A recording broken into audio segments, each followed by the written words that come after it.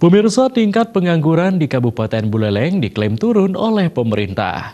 Bahkan data terakhir pada akhir tahun 2018 lalu, angka pengangguran di Buleleng mencapai 7.000 lebih.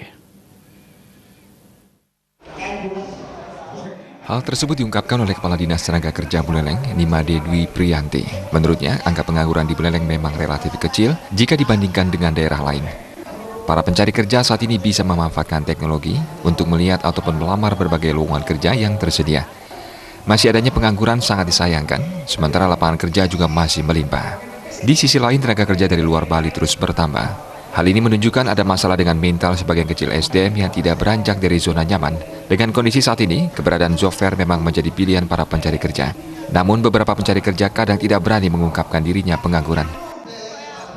Angkatan kerja kita tentunya dari untuk Indonesia kita termasuk Bali kecil tingkat penganggurannya tentunya ya, tetapi tidak bisa kita dalam artian menurunkan itu yang utama dulu.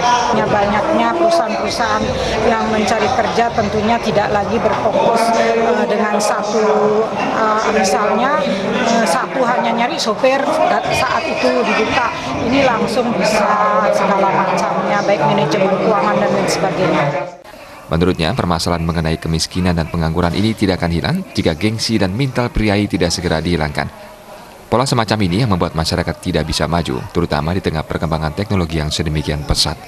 Komang Yuda, Bali TV.